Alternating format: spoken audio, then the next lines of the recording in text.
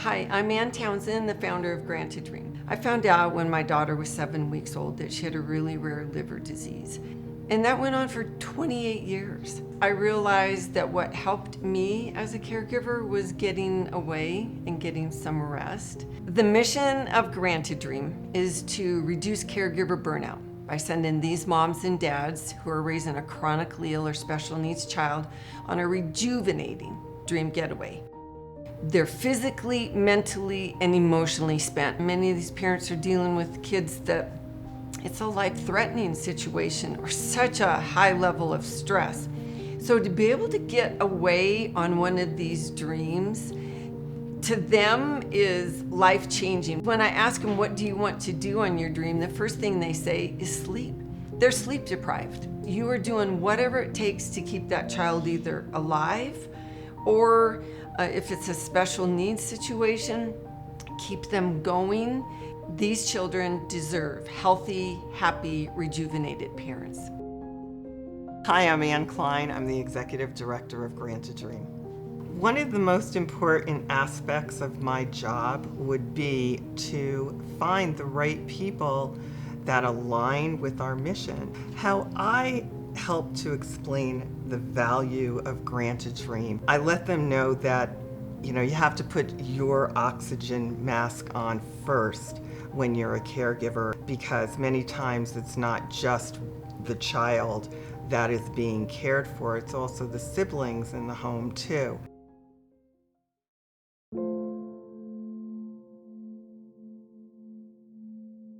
Hi, I'm Aaron. And I'm Megan, and we're the Edringtons.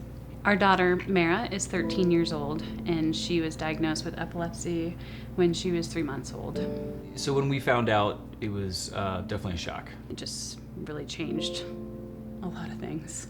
We weren't prepared for this journey where there's all these unknowns and that there's not a fix to it. Because Mara presents as a normal, typical kid, there's not a whole lot of support in order to allow us to give her that independence. She's responsible, she's trustworthy, she's a wonderful kid.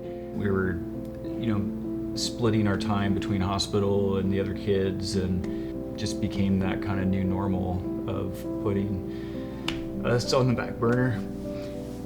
Yeah, to take care of the kids. And to be clear, we don't harbor any resentment about that. I mean, we are blessed to have her in our life.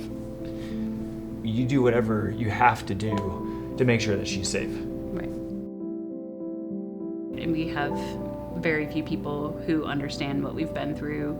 We've lost some friends through the process just because they can't understand and they can't reach out and connect with us. I mean, that's the hardest job there ever is just being a regular parent. But when you have to be a parent to a special needs kid, it's ultimately it's so much harder. Everything, every day is just harder. So when we go to bed at night, I wear a bracelet with a heavy duty magnet on it. And anytime I can feel that Mara's about to have a seizure, or if she actually sits up and starts having one, I take this magnet and I swipe it across her VNS. It sends an impulse into her vagus nerve, and it helps it stop the seizure. If she were to enter into a status seizure, obviously she wouldn't be able to give herself the rescue med. So it always requires another person to be there when she has a seizure in order to provide support and treatment.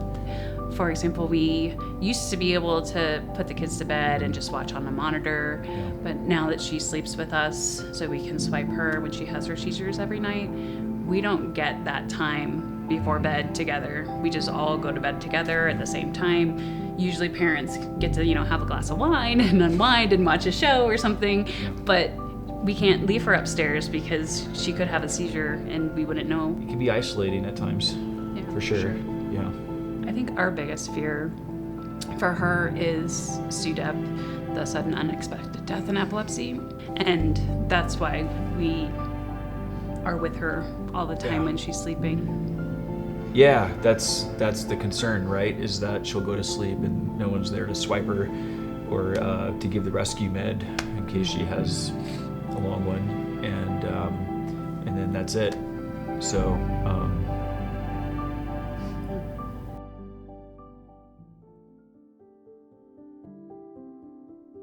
Hi, I'm Eileen Davenport, and I'm a caregiver. I have 2 sons. My oldest is Eddie, and he's 14. Just recently diagnosed with 3 life-altering issues affecting the brain, the heart, and his joints.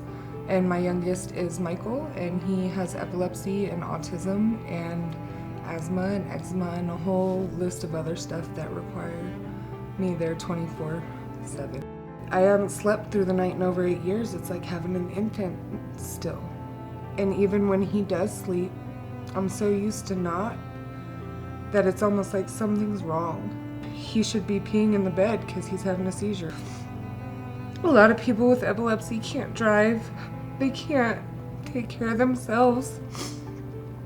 But I know I refuse to let those type of assumptions interfere with what I'm teaching my son to live his best life and to not let fear take over. It's tough.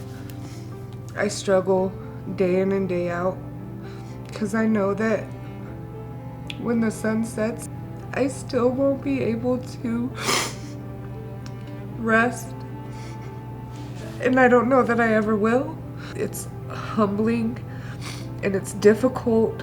And then to do it all alone, feeling like there's nobody to help you. And then a stranger does. It revives you. If nothing else, you can just breathe. Breathe through the moment, breathe through the behavior, breathe through the test, breathe through the surgery. Just breathe. Just make sure you keep breathing.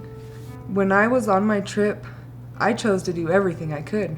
Probably should have rested, chose to explore without kids. This trip to Keystone allowed me to appreciate my kids and their struggles, that even when I was away, it made me miss them.